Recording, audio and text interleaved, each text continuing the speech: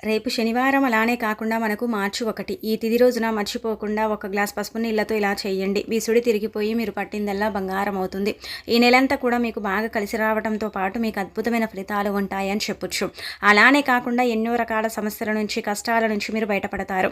24 గంటల్లోనే అదృష్టం మిమ్మల్ని వరిస్తుంది. అలానే కాకుండా మీకు మంచి ఫలితాన్ని కూడా తెచ్చిపెడుతుంది. కాబట్టి మీరు కొన్ని నియమాలను ఆచరించుకుంటూ ఖచ్చితంగా ఏంటంటేనండి ఈ పసుపు నీళ్ళ పరిహారం చేయండి. ఇదేంటంటే మీ ప్రతి సమస్యకు కూడా పరిష్కారాన్ని చూపించడానికి ఉపయోగపడుతుందన్నమాట. ఈ పరిహారాన్ని ఎలా చేయాలో తెలుసుకునే ముందు ఒక చిన్న రిక్వెస్ట్ అండి, వీడియోని పూర్తిగా చూడండి, నచ్చితే లైక్ చేయండి, కొత్తగా చూస్తున్నట్టయితే సబ్స్క్రైబ్ చేసుకోండి. శనివారం రేపు మనకు 1వ తేదీ అంటే మార్చి 1వ తేదీ కదా. ఈ రోజున ఏంటంటే కనుక మనము కొన్ని నియమాలను ఆచరించుకుంటే నెలంతా కూడా బాగా కలిసి వస్తుందని నమ్ముతూ ఉంటాం.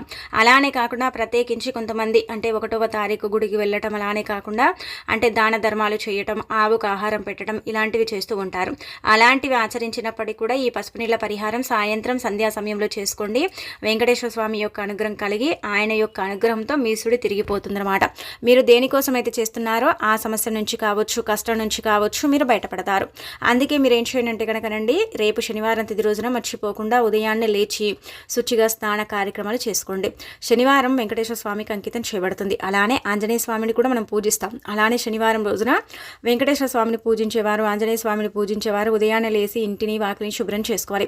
ఇల్లంతా కూడా పసుపు నీళ్లు చల్లుకోవాలి. ఈ రోజున ఏంటంటే కనుక నీళ్ళల్లో ఉప్పు పసుపు కలిపి ఈ నీటితో క్లీన్ చేసుకుంటే చాలా మంచిదనమాట. మన ఇంటికి పట్టి పీడిస్తున్న దరిద్రాలన్నీ కూడా పోతాయి. ఆ తర్వాత మీరేంటంటే కనుక స్నానం చేయండి. స్నానం చేసేటప్పుడు ఒక విషయాన్ని ఇక్కడ గుర్తుపెట్టుకోండి. అంటే మనకు పూర్వకర్మ శాపాలు, పాపాలు, అలానే కాకుండా ఏంటంటే కనుక శని బాధలు ఇలాంటివి ఉంటూ ఉంటాయండి. చాలా సఫర్ అవుతూ ఉంటాం కదా. అలాంటి వాళ్ళు కర్పూరం ఆయిల్ అని దొరుకుతూ ఉంటుందండి బయట మనకు. అది తెచ్చుకొని ఒక 5 చుక్కలు నీళ్ళల్లో కలుపుకొని స్నానం చేస్తే చాలా మంచిదండి. జాతక దోషాలతో పాటు పూర్వకర్మ శాపాలు, పాపాలన్నీ కూడా ఏంటంటే ఆ నీటి ద్వారా వెళ్ళిపోతాయి. ఆ నీటి ద్వారా పటాపంచలైపోతాయి అనమాట. అందుకే మీకు ఒకవేళ ఇలా ఈ యొక్క ఆయిల్ దొరికితే తెచ్చుకొని మీరేంటంటే కనుక నీళ్ళల్లో కలుపుకొని చక్కగా స్నాన కార్యక్రమాలు చేసుకోండి. స్నానం చేసిన తర్వాత మీ పూజ గదిలో ఉండే వెంకటేశ్వర స్వామి పటాన్ని క్లీన్ చేసుకొని మీ దగ్గర ఉండే పుష్పాలతో పాటు మనం ఏంటంటే కనుక తులసి దళాలతో అలంకరించుకోవాలి.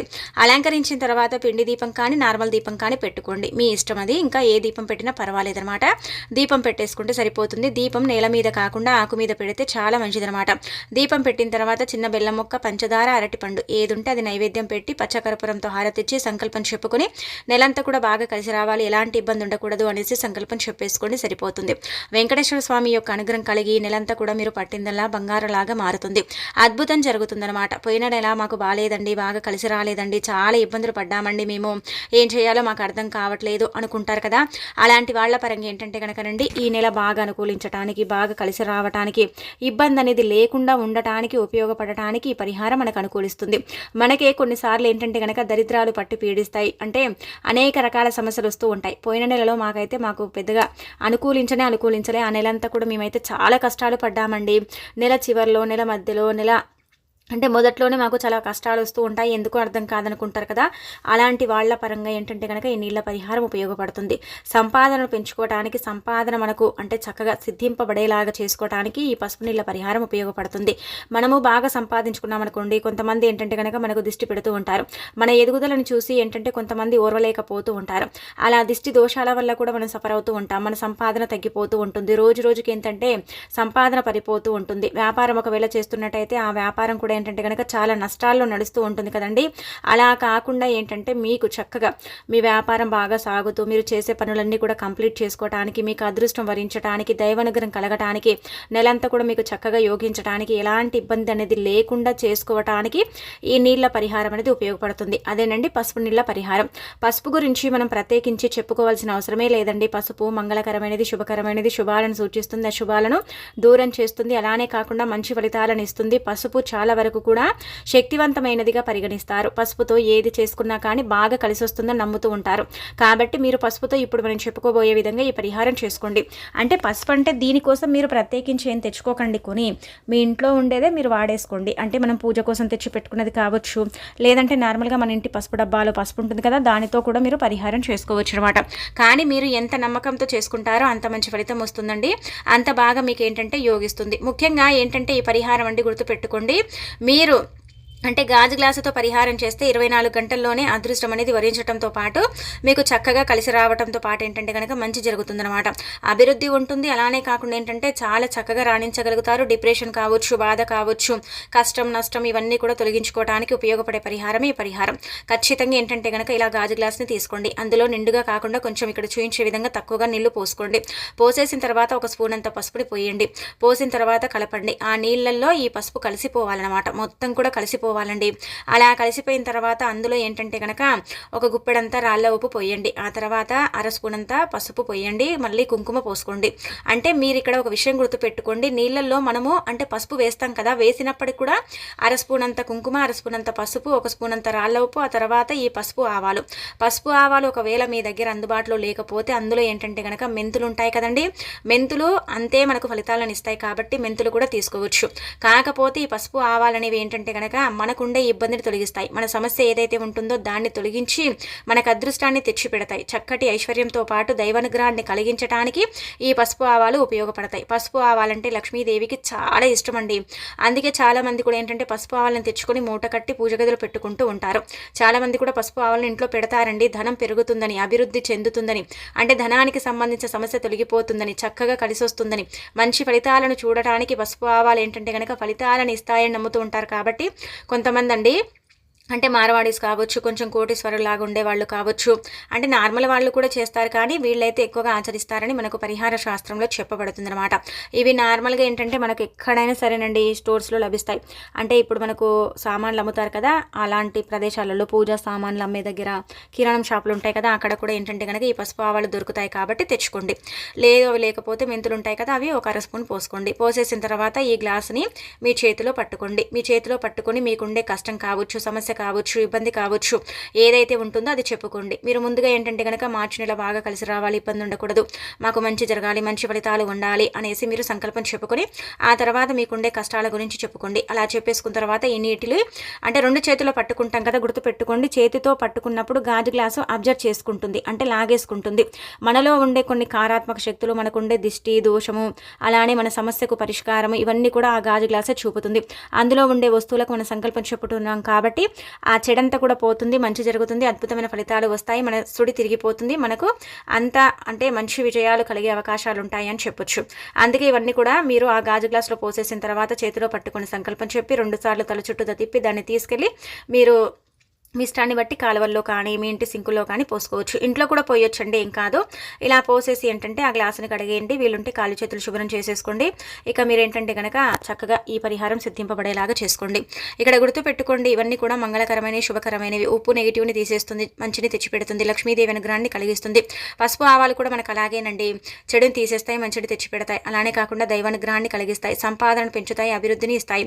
అలానే వచ్చేసి ఏంటంటే నీళ్లు నారాడిగా చెప్పబడతాయి. పసుపు మంగళకరమైనది, శుభకరమైనది, దేవతలకు దేవుళ్లకు పసుపు ఇష్టం కాబట్టి ఇలా పరిహారం చేసుకుంటే ఇంకా మనకు తిరుగుండదనమాట. ఫలితం రాదని మనం అనుకోవాల్సిన అవసరమే లేదు, ఖచ్చితంగా వస్తుంది, మనకు బాగుంటుందండి. అంటే ఇప్పుడు మనకు ఈ ఫిబ్రవరి నెల మనకు బాగా కలిసి రాలేదనుకోండి, మార్చి నెల కొంచెం బెటర్గా కలిసి వచ్చే అవకాశం ఉంటుందన్నమాట. అలా పోల్చుకోండి. అంతేకాని పోయిన నెలల్లో మేము కోట్లు సంపాదించలేదు, ఈ నెలలో సంపాదిస్తామా లేదా అన్నట్టుగా కాకుండా మన స్తోమతకు తగ్గట్టు మనం సంపాదించుకోగలుగుతాం, మనం ఎదగగలుగుతాం, మనం ఏంటంటే కనుక చక్కగా అంటే మంచి దారుల్లో వెళ్ళగలుగుతాం, దైవానుగ్రహాన్ని కలిగించుకోగలుగుతాం. కాబట్టి ఇలా మీరు ఆచరించడం వల్ల కూడా ఫలితం ఉంటుందని చెప్పొచ్చు. ఇక ఆ తర్వాత మీకు దగ్గరలో ఉండే ఆలయానికి వెళ్ళండి. ఈరోజు ఖచ్చితంగా ఆలయానికి వెళ్ళండి. మీరేంటంటే పూజ చేసేటప్పుడు వెంకటేశ్వర స్వామి పటం ఉందండి, మీరు ఈరోజు ఆరెంజ్ పండు కానీ లేదంటే కనుక నార్మల్గా అరటి పళ్ళు ఉంటాయి కదా, ఇవి సీజన్గా మనకు దొరుకుతాయి. ఆరెంజ్లు కానీ బత్తాయిలు కానీ మనకు దొరుకుతాయి కదండి, అదొక్కటి తీసుకోండి. ఆ ఫలాలు తీసుకొని వెంకటేశ్వర స్వామి పటం ముందు పెట్టుకోండి. నివేదన చెయ్యండి, అంటే నైవేద్యంగా సమర్పించిన తర్వాత వాటిని తీసుకొని మీరు ఏంటంటే కనుక అంటే స్వీకరించండి ప్రసాదంగా. అలా చేయటం వల్ల కూడా వెంకటేశ్వర స్వామి అనుగ్రహం కలిగి ఈ నెలంతా కూడా మీకు బాగా కలిసి వస్తుంది. సపోటాలు దొరికినా, పుచ్చకాయ దొరికినా, ఆరెంజలు దొరికినా, అంటే ఆరెంజ పండు అంటాం కదా మనము, అది దొరికినా, అరటి పళ్ళు దొరికినా, మీకు తగ్గట్టుగా మీకు ఏది దొరికినా దొరికినా అది తీసుకోండి. ఏది దొరికినా అది తీసేసుకొని ఈ పరిహారం అయితే చేసేసుకోండి. ఇక మీకంతా కూడా మంచి జరగటంతో పాటు చాలా అద్భుతమైన ఫలితం అయితే వస్తుంది. ఆ ఫలితాన్ని మీరు చూస్తారు. అంటే సీజనల్ ఫ్రూట్స్ ఉంటాయి కదా, ఇప్పుడు ఈ పళ్ళు ఏంటంటే కనుక మనం నివేదన చేస్తున్నాం కదండి, దైవానికి చేరుతుందనమాట. ఫలం అనేది ఎప్పుడు కూడా భగవంతుడికి అంకితం చేయబడుతుంది, భగవంతుడికి చేరుతుంది. అలా చేరిన దాన్ని తీసుకుని మనం తింటున్నాం, అంటే ప్రసాదంగా మనం స్వీకరిస్తున్నాం. చూడండి ఎంత అద్భుతమైన ఫలితం వస్తుందో. అలా అద్భుతమైన ఫలితాన్ని చూసి మనమే ఆశ్చర్యపోతాం. కాబట్టి చేసుకోండి. ఇక ఆ తర్వాత దగ్గరలో ఉండే ఆలయానికి వెళ్ళండి. వెంకటేశ్వర స్వామి ఆలయం కావచ్చు, లేదంటే ఆంజనేయ స్వామి ఆలయం కావచ్చు, ఏదైనా సరేనండి. మీకు దగ్గరలో ఏదుంటే అక్కడికి వెళ్ళండి. మీరు అక్కడ ఏంటంటే కనుక పేదవారు ఉంటారు కదండి, వాళ్లకు అరటి పళ్ళు కానీ లేదంటే కనుక ధనాన్ని కానీ దానం చేయండి. ఇలా చేయటం వల్ల ఇంకా బాగా కలిసి వస్తుంది. ఎప్పుడు కూడా దానం చేస్తే భగవంతుడు అంతకంతిస్తాడండి. రూపాయి దానం చేస్తే భగవంతుడు 2 రూపాయలని ఇస్తాడు. అదే 10 రూపాయలను దానం చేస్తే 20 రూపాయలు ఇస్తాడు. ఇలా ఏంటంటే మనకు శాస్త్రాల్లోనే చెప్పబడుతుంది అనమాట. ఇలా మనకు శాస్త్రాల్లోనే చెప్పబడుతుంది కాబట్టి మనము నమ్మకంతో చక్కగా ఆచరించడం వల్ల ఫలితం ఉంటుంది. 1వ తేదీన దానం చేస్తే నెలంతా కూడా ఏం దానం చేయమండి. 1వ తేదీన మనం పేదవారికి దానం చేస్తే భగవంతుడు నెలంతా కూడా డబ్బుని సమకూరుస్తాడు. డబ్బు చేతికందేలాగా చేస్తాడు. ధనాన్ని ఏంటంటే కనుక మన వైపు ఉంచేలాగా చేస్తాడనమాట. అలా కూడా మనకు ఉపయోగపడుతుంది. కాబట్టి ఈ చిన్న చిన్న నియమాలను ఆచరించండి. ఆచరించేసి ఫలితం పొందండి. అలానే కాకుండా మీకుండే ఇబ్బంది అంతా కూడా మీరు తొలగించుకోండి. శనివారం కాబట్టి ఈ రోజున ఏంటంటే కనుక రండి, ముఖ్యంగా మీరు కొన్ని పనులను చేయకండి. నల్లటి వస్త్రాలను ధరించకండి. దూర ప్రయాణాలు చేయకండి. శనిబాధలు అధికంగా ఉండేవారు ఏంటంటే కనుక రాళ్ళ ఉప్పు, నల్ల నువ్వులు దానం చేస్తే చాలా మంచిది. అవి చేయటం మీకు ఒకవేళ వీలు కుదరదనుకుంటే కనుక ఒక జత చెప్పులండి, నల్లటి చెప్పులు ఎవరికైనా సరే పేదవారికి దానం చేయండి. అలా చేయటం వల్ల శని నుంచి విముక్తి కలుగుతుంది. శని మీ జీవితంలో నుంచి వెళ్ళిపోతుంది. మీకంతా కూడా మంచి జరగటంతో పాటు అద్భుతమైన ఫలితాలు కూడా వస్తాయి. కొందరి జీవితాన్ని శని పట్టి పీడించి ఇబ్బంది పెడుతూ ఉంటుంది కదా, అలాంటి వాళ్ళకు కూడా ఏంటంటే కనుక ఫలితాలు ఉంటాయని చెప్పొచ్చు. అలానే ఈ రోజు మీరు బయటికి వెళ్ళేటప్పుడు కావచ్చు, ఏదైనా పని కోసం వెళ్ళేటప్పుడు కావచ్చు, కాకి ఎదురుస్తే మీరు నమస్కారం చేసుకోండి. అలా కూడా ఏంటంటే ఫలితం ఉంటుంది. శని నుంచి మీకు విముక్తి కలుగుతుంది. ఏమి చెయ్యొద్దు, కాకి మీకు ఎదురొస్తే నమస్కారం అనుకోండి, మనసులో అర్థమైపోతుంది. అదేంటంటే కాకికి చేరుతుంది. కాకి శనిదేవుడి వాహనం కాబట్టి ఈరోజు ఈ విధంగా చేయటం వల్ల అయితే ఫలితాలు ఉంటాయి. ఆ ఫలితాలను చూసి మనం ఆశ్చర్యపోతాం. కాబట్టి ఇలా కాకికి మీరు అన్నం తినేటప్పుడు మీ ఇంటి ముందుకు వచ్చిన అన్నం పెట్టండి. లేదంటే కనుక మీరు వెళుతున్నట్టయితే కాకెదురొస్తే సంకల్పం చెప్పుకోండి, నమస్కారం చెప్పుకోండి, మంచి జరగాలని కోరుకోండి. ఇలా కూడా ఫలితాలు ఉంటాయి. కానీ శనిని ఎప్పుడు కూడా తిట్టకండి. తిడితే శని పెరుగుతుంది కానీ తగ్గదండి. శని పాడుగాని మనం ఇలా తిడుతూ ఉంటాం, కొన్నిసార్లు ఇష్టం వచ్చినట్టు తిడుతూ ఉంటాం శనిని. అలా తిట్టడం వల్ల ఏంటంటే కనుక శనిదేవుడు మన జీవితంలో శనిని పెంచుతాడు, తగ్గించడు. అందుకే మీరు శనిని ఇష్టంగా ఇష్టపడండి, కష్టంగా కాదు. శనిని ఎవరైతే ఇష్టంగా ఇష్టపడి పూజిస్తారో అలాంటి వాళ్లకు శని అనేది ఉండదు మ్యాక్సిమం. ఒకవేళ మీరు కష్టంగా శనిని మీరు పూజించినా ఇష్టపడ్డా కానీ మీ జీవితంలో ఇంకా శని పెరుగుతూనే ఉంటుందన్నమాట. అందుకే తిట్టకండి. శని శని అని ఊకే మనం అనకూడదు, అంటే ప్రతిసారి కూడా అనకూడదు. అలా అంటే మన జీవితంలో పెరగటంతో పాటు ఇంకేముండదు అనమాట. అందుకే ఇలాంటి చిన్న చిన్న జాగ్రత్తలు మీరు పాటించండి. నల్లటి వస్త్రాలు ధరించకూడదు. అలానే కాకుండా ఏంటంటే కనుక దాన ధర్మాలు చేస్తే శనికి చాలా ఇష్టం కాబట్టి మీకు తోచిన దాన ధర్మాలు చేయండి. మీ స్తోమతకు మించి మీరు ఏం చేయకండి, మీ స్తోమతకు తగ్గట్టుగా చేసుకోండి. అలా చేస్తే నెలంతా కూడా యోగిస్తుంది. శని బాధలు లేకుండా చక్కగా ఉండటానికి అవకాశం ఉంటుంది. మంచి ఫలితాలను మీరు పొందుతారు, చూస్తారు, ఆశ్చర్యపోతారని చెప్పొచ్చు. కాబట్టి ప్రయత్నం చేసుకొని చక్కగా ఫలితం పొందండి. మీకుండే ఇబ్బంది అంతా కూడా తొలగించుకోండి. అలానే కాకుండా పసుపు నీళ్ళ పరిహారం చేయండి, పళ్ళను దానం చేయండి, డబ్బునైనా సరే దానం చేయండి, పేదవారికి అన్నమైనా సరే పెట్టండి, లేదంటే చెప్పులనైనా సరే దానం చేసుకోండి. ఇలా ఇవన్నీ కూడా ఏంటంటే కనుక భగవంతుడి యొక్క ఆశీస్సులు కలగటానికి, భగవంతుడి యొక్క అనుగ్రహం కలగటానికి, ముఖ్యంగా వెంకటేశ్వర స్వామి దయతో ఏంటంటే కనుక నెలంతా కూడా మీకు బాగా యోగించడానికి, పట్టిందల్లా బంగారం లాగా మారటానికండి.